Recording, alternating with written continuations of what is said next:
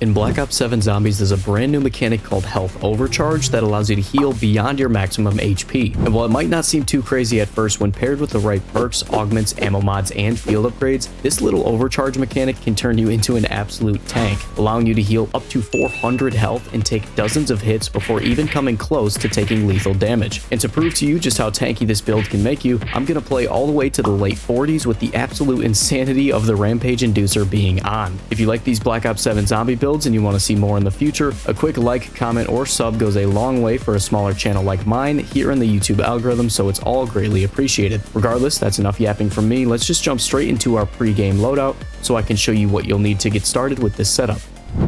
Alright, and here we are in the loadout screen. I just want to really quickly go over what you're going to want to bring into your game to get this build up and running. For the weapon, it does not matter at all. I'm just using this shotgun because I need to level it up, but you use whatever you want. Now for the field upgrade, you actually do have a decision to make here, depending on whether you're playing solo or playing with friends. If you're playing solo, I highly recommend Frenzy Guard, but if you're playing with friends, I highly recommend Healing Aura. So I'm going to go over my recommended augments for both Frenzy Guard and Healing Aura, and then you decide which one to use in game. For the major augment on Frenzied Guard, you're going to want to use this one right here, Frenzy Fire, which will give you a literally endless magazine as long as you have reserve ammo. And then for the minor augment, you are going to want to use Extension right here to increase Frenzy Guard's duration and ensure you can escape whatever situation you get caught in. Then for the major augment on Healing Aura, I highly recommend Resilience, as this will give you better health regeneration rate and reduced regeneration delay for a short time after using it, increasing your survivability even after you already activated it. And then for the minor augment, I recommend Cornucopia.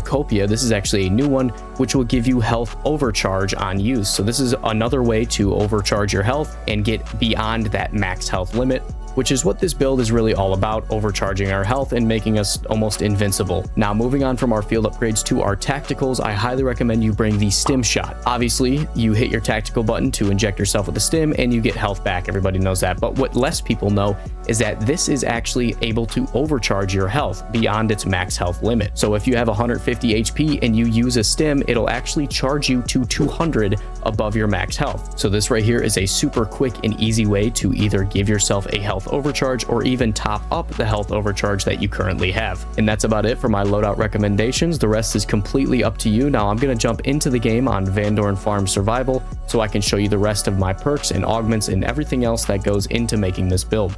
Alright, and here we are on Van Dorn Farm Survival. Decided to actually switch to the Scorch Link Akitas because they are level 1 right now. I just prestige them. I also switched my field upgrade to Toxic Growth, at least for the first couple rounds, so I can take advantage of these plants. I'm also pretty confident that this build will be able to keep me alive, obviously, as that is the whole point of it. But the reason I say that is because I am going to be turning on the rampage inducer and playing with that on for the majority of this footage. But the thing is, I'm not turning it on just yet because I do want to get my perks first and get set up and explain to you guys what the actual build and the augments are first, because I find it a little hard to rack my brain and use words good when I'm just getting my ass beat by really fast zombies the whole time. So I am just gonna go ahead and get set up, explain the stuff first, and then we'll go ahead and turn the rampage inducer on. Deal? All right, deal. Ooh, we got a TED task too. I will be doing that. Thank you. So now that we actually have a decent amount of salvage from that TED task, I'm gonna go down here, and the first thing you're gonna want to do to get this build up and running is put Light Mend on your weapon. This ammo mod right here is going to be the primary way of overcharging our health, and it activates very often. For the major augment, you're going to need to use this one right here called Booster Shot. This is brand new to Black Ops 7, and it's actually what allows us to overcharge our health with Light Mend in the first place. And then for the minor augment, you're going to want to use Extra Strength, as this will double the amount of health that you receive from one healing glyph from 50 to 100. So if you look in the bottom left of the screen right now, as you can see, we have 250 HP, despite the fact that we don't have Jugger-Nog,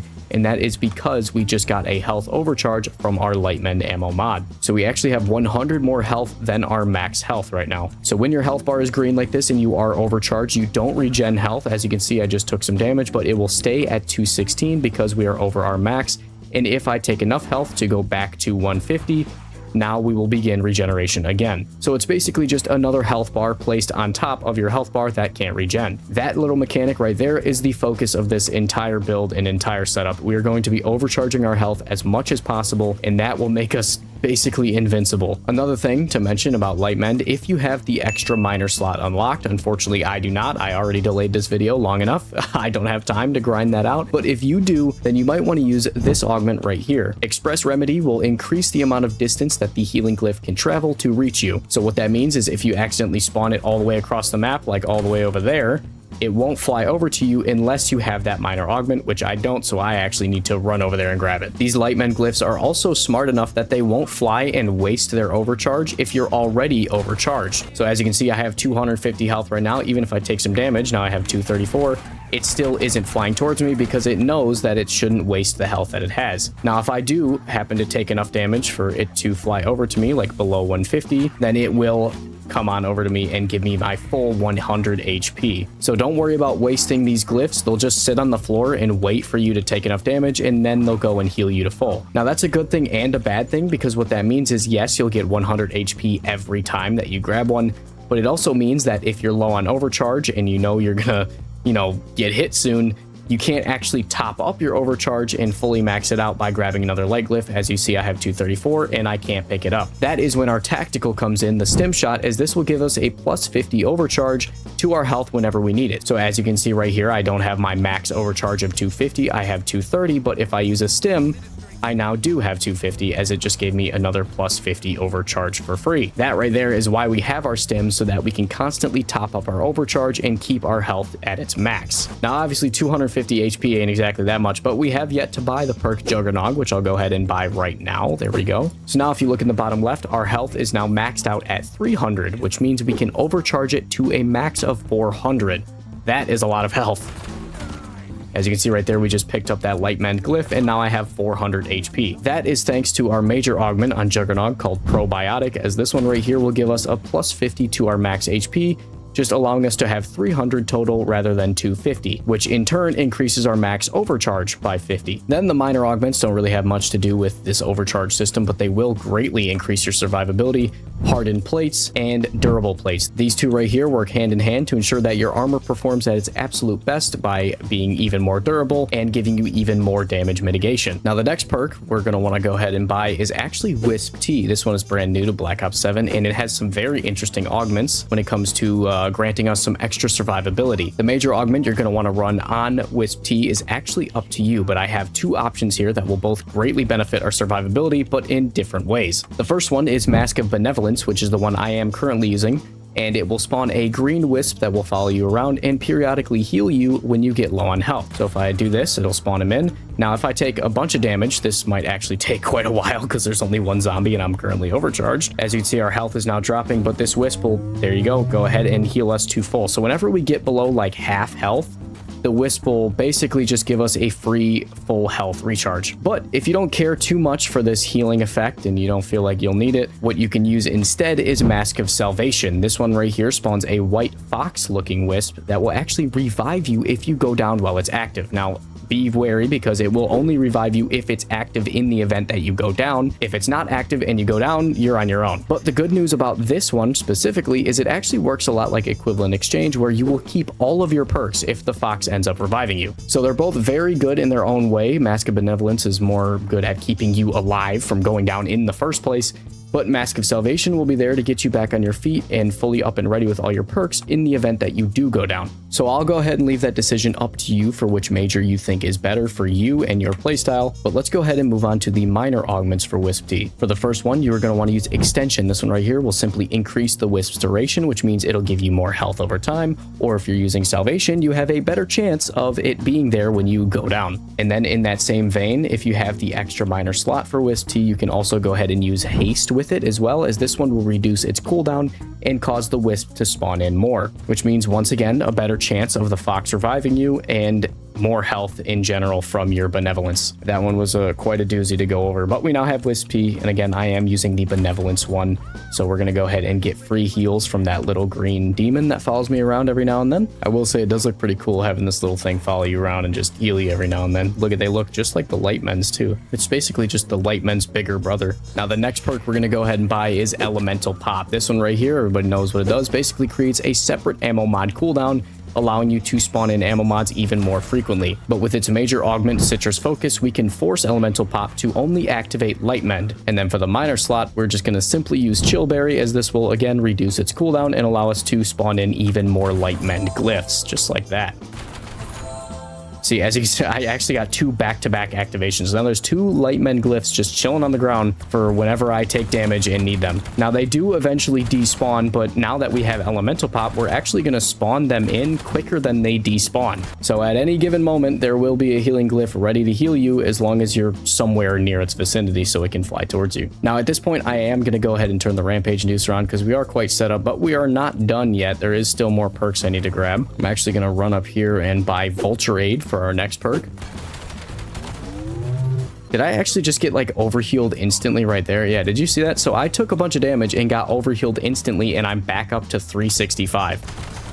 So I took damage and ended up with more health than I had to begin with. Like, holy shit. The reason we want Vulture Aid is for its major augment right here called Armormatic. This is actually one of my favorite augments in the whole game, regardless of what build I'm running, because it'll allow you to automatically apply armor plates when you run over them, similar to the Cold War armor system. As we all know, having no armor in this game is basically a death sentence, regardless of how much health you have. So it's nice to have your plates automatically applied to make sure you never forget to put them on. Though more importantly to this build specifically, its minor augment Picky Eater, this one right here, will allow us to spawn even more stim shots from killed enemies. So there are going to be stim shots laying all over the ground, so you can just use them over and over again and don't have to worry about running out, especially since you can carry a lot. Then with the secondary minor slot, this one right here, I'm going to use Condor's Reach because this will allow us to reach loot on the ground from further away, which includes armor plates that automatically apply to our vest now, and also other loot like our tacticals, like more stim shots and things like the point turrets on the ground. So see, I can now reach it from very far away. The next perk I'm going to go ahead and get, which is important to this build, but definitely not as important as the others, but it is Mule Kick. And the reason I decided to go with Mule Kick here is because one of its minor augments, this one right here, will allow you to carry more equipment, which in turn means you can now carry more stims. So now with Mule Kick and that augment, you can now carry 5 stims in your pocket at any moment, which means in your back pocket, you basically have 250 HP of free HP overcharge. All right, so we are in pretty good shape. I mean, look at that. We now have a bunch of health overcharged. We're spawning in light mends left and right to heal us whenever we need it. All right, we are doing quite good. We are doing quite good. About to take a lot of damage, but it's okay.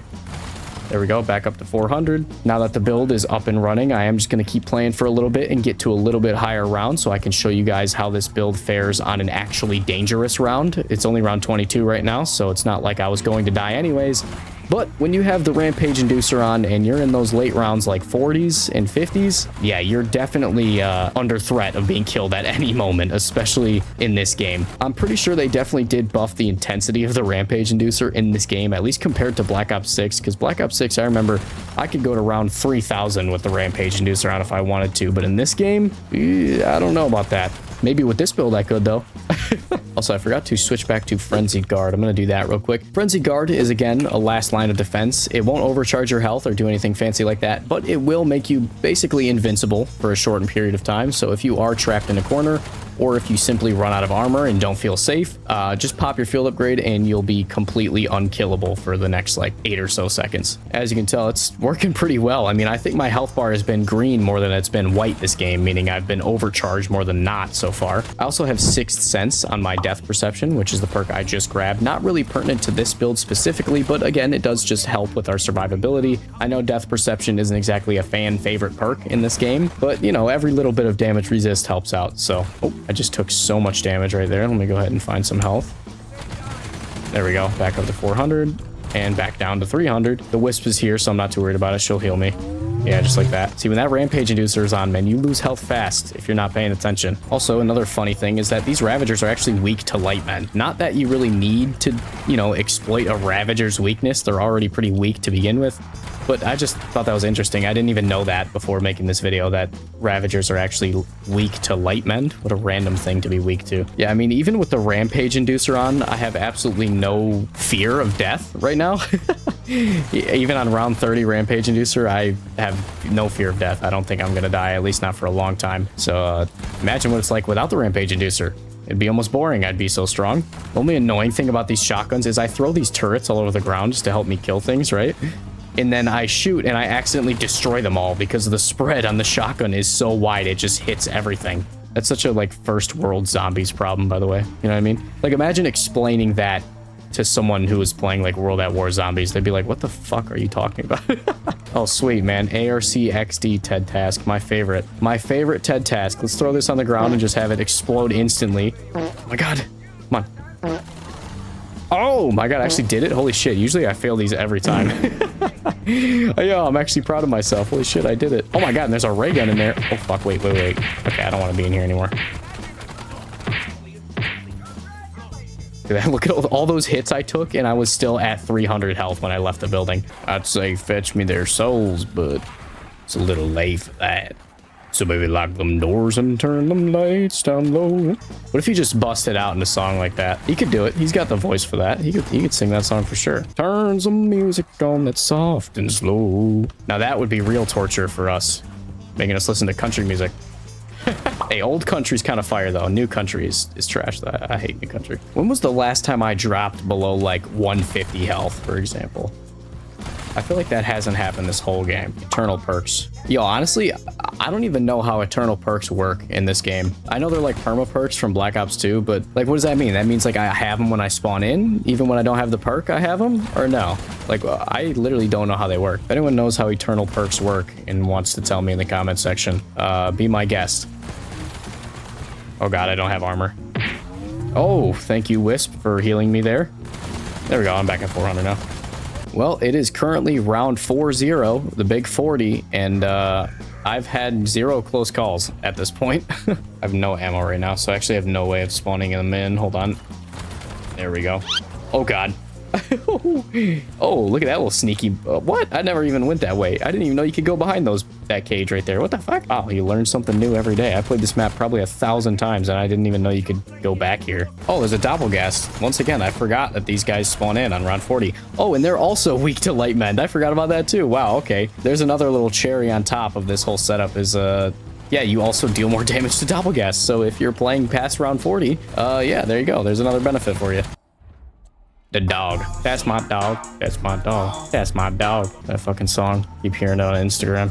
Good thing about light mend in these healing glyphs is it doesn't work like the stims where it won't overcharge you if you're below your standard max health when you pick them up, and they actually will overcharge you regardless. So even if you pick it up while you're low on health, it'll still give that extra overflow to your overcharge health bar. I haven't really used my field upgrade at all.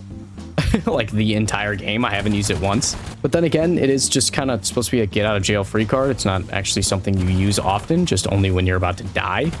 So I guess that makes sense that I haven't used it yet. All right, fellas, round 46. I think I'm going to hit that exfil now. Yeah, so as you can tell, this overcharge system is actually very strong, like a lot stronger than most people understand. As you saw, I just ate a bear and a doppelgast to the face, and I haven't even gone back to my standard health bar. I'm still overcharged after all of that. Oh, look at that. I actually missed the exfil window because I was yapping about the build.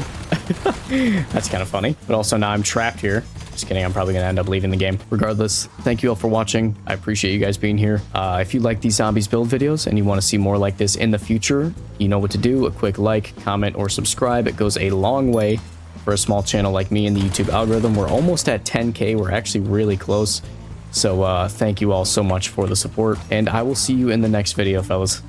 Peace.